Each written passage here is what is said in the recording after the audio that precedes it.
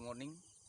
मेरा Bhilai CISF centre में SSC-GD का मेडिकल हो गया है और मैं फिट भी हूँ। तो अगर आपको जानकारी चाहिए तो आप ये वीडियो देख सकते हैं। आप चाहे बिलासपुर भरनी में एग्ज़ाम DME के लिए जा रहे हैं या फिर भिलाई CISF में जा रहे हैं, वो सभी जगह एक ही मेडिकल होता है, बस थोड़ा सा प्रोसेस अलग अलग होता है। तो आप वीडियो को देख सकते हैं और जानकारी ले सकते हैं। हो सके तो चैनल को लाइक एंड सब्सक्राइब कर दीजिएगा, जिससे मैं मोटिवेट हूँ और कुछ जानकारी की चीज़ें बताऊँ। ये मेरा फिटनेस का चैनल है, लेकिन ये है कि फ़िटनेस के साथ साथ गवर्नमेंट जॉब की तैयारी करता हूँ, तो ये वीडियो बनाना भी ज़रूरी सा है। तो चलिए मैं आपको जानकारी देता हूँ। सबसे पहले ऐसा हुआ कि हमारा रिपोर्टिंग टाइम है 7:30 बजे। भिलाई CISF में रिपोर्टिंग टाइम 7:30 बजे है।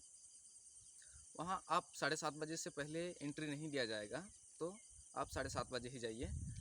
और वहाँ ठहरने की सुविधा नहीं है। एक है होटल पटेल करके, पटेल होटल, आप किसी से नॉर्मली पूछिएगा, वो बता देंगे।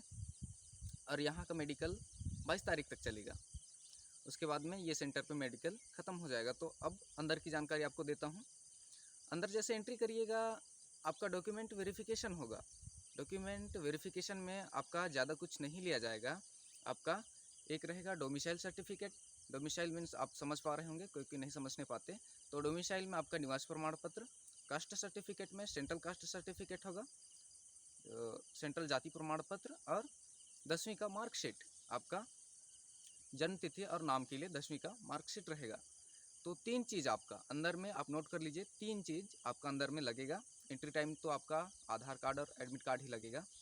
और अंदर का जो मैंने बताया 3 चीज़, वो तीनों का आप एक एक जीरोक्स कॉपी रखेंगे। उसमें एक एक जीरोक्स कॉपी जमा होता है जाति का, निवास का और अपना 10वीं का सर्टिफिकेट। और किसी के पास NCC सर्टिफिकेट होगा, चाहे A सर्टिफिकेट, B सर्टिफिकेट या C सर्टिफिकेट, तो वो रख सकता है, उसमें आपको छूट मिल रहा है। और हाँ, अगर आपके जैसे सर्टिफिकेट के हिसाब से नाम गलत है, पिताजी का नाम, इसमें माता का नाम नहीं देखा जा रहा है, मत आपका नाम और पिताजी का नाम देखा जा रहा है। इसमें एक भी स्पेलिंग मिस्टेक नहीं होना चाहिए। अगर स्पेलिंग मिस्टेक है तो मेरे बैच में बता रहा हूँ, एफिडेविट वाला एक लड़का आया था, वो डिस्क्वालीफाई हो गया डॉक्यूमेंट वेरिफिकेशन पे।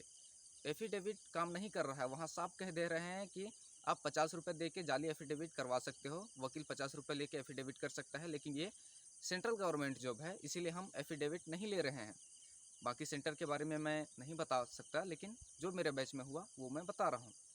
उसके बाद में डॉक्यूमेंट वेरिफिकेशन जैसे हो रहा है, भिलाई का CISF सेंटर जो है, डॉक्यूमेंट वेरिफिकेशन के बाद में 10 लड़कों को बस में बिठा के दूसरे हॉस्पिटल ले जाया जाता है। वहाँ उनका एक्सरे और यूरिन और ब्लड टेस्ट करके वापस ले आया जाता है। उसके बाद में बैच से पूछा जाता है कि खाना ना खाओगे कि नहीं कैंप के अंदर में, तो अगर हाँ खाएंगे कहने पर वो बना देते हैं। 80 रुपये प्लेट होता है।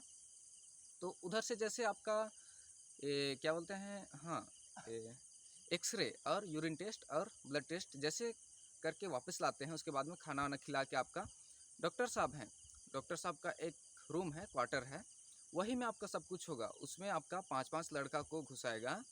5-5 लड़का को घुसाने के बाद उसमें सब मेडिकल होगा। आपका बॉडी टेस्ट करेगा, आई टेस्ट करेगा, नाक, मुंह, कान, प्राइवेट पार्ट्स, ये सब टॉर्च जला जला के देखेगा। और कुछ किताबें हैं, उसमें ABCD पढ़वाएगा। उसको पढ़वाने के बाद में आपका 6x6 का पढ़वाएगा। एक कोने पे ऐसे खड़ा करेगा, कांस्टेबल यहाँ हाथ रखेगा।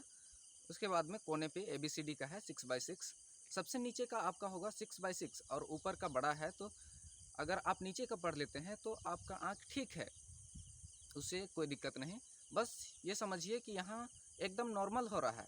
रेयर केस में अनफिट हो रहे हैं तो हो रहे हैं। मेरे बैच में बता रहा हूँ, एक बंदा था, वो कलर ब्लाइंड में फेल हो गया। उसका आँख ब्लर आता था, मतलब धुंधला सब कुछ दिखाई पड़ता था, इसीलिए वो फेल हो गया। नहीं तो जैसे नौकरी कहिए और छोटा मोटा परेशानी है तो उससे अनफिट नहीं हो रहा है। जो डिस्क्वालीफाई हो रहा है आपका डॉक्यूमेंट वेरिफिकेशन में हो रहा है, जो कि मैंने कहा था कि स्पेलिंग मिस्टेक भी नहीं होना चाहिए उस टाइप से। आपका 10वीं के आधार पर सब कुछ होना चाहिए। और मेडिकल में एक डॉक्टर हैं, एक असिस्टेंट डॉक्टर हैं और एक कांस्टेबल होते हैं, वही आपका फुल बॉडी चेकअप करते हैं। तो आखिरी में आप ये सुनिए कि आपका मेडिकल एक ही दिन में हो जा रहा है। वहाँ जैसे आप एंट्री करेंगे, 10 लड़का को 30 लड़कों को एक दिन में बुलाया जा रहा है। तो 30 लड़कों में से 1-2 एब्सेंट रहते हैं, तो उसमें से ऐसा होता है कि 10 लड़कों को ले जाया जाता है हॉस्पिटल, वहाँ यूरिन, एक्सरे और ब्लड टेस्ट करके लाया जाता है। उसके बाद फिर 10 लड़कों को, तब तक जो लाए रहते हैं वो 10 लड़कों का मेडिकल होते रहता है। इसी हिसाब से और कम बैच बनने के हिसाब से यहाँ पर 30 लड़कों का जैसे बुलाया जा रहा है, तो एक दिन में मेडिकल कंप्लीट हो जा रहा है शाम तक। उसके बाद दूसरे दिन आपको शाम को 7 बजे रिजल्ट देगा। दूसरे दिन आपको दिन भर ऐसे ही बैठना पड़ेगा। तो मैंने तो भिलाई का बता दिया, और बिलासपुर पे जैसे मैंने 2018 पे मेडिकल दिया था, उसमें भी फिट रहा, लेकिन फाइनल मेरिट से रह गया था। तो वहाँ क्या है, अभी कहीं से पता चला है 120 लड़का को बुला रहा है, जिसमें कि 30-30 का होता है, बैच बनाता है। 100 से मतलब 150 से नीचे ही है, लेकिन 100 से ऊपर बुला रहा है। तो वहाँ 3 बैच बनता है। वहाँ रिजल्ट और मेडिकल होने में लेट लगता है, क्या है उसमें ज़्यादा बंदों को बुलाया जाता है ना, तो इसी हिसाब से वहाँ का प्रोसेस कुछ अलग है। लेकिन यह है कि मेडिकल एक ही तरीके से होता है ना, इधर उधर कुछ अलग नहीं। क्या है, डॉक्टर्स कोई गुस्सैले टाइप से रहते हैं, तो वो गुस्सा आ जाता है, उतना उतना लड़के होते हैं, गलती करते ही रहते हैं।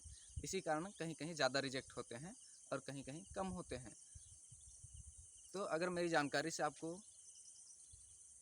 पसंद आई होगी तो मेरे चैनल को लाइक करिएगा, सब्सक्राइब करिएगा।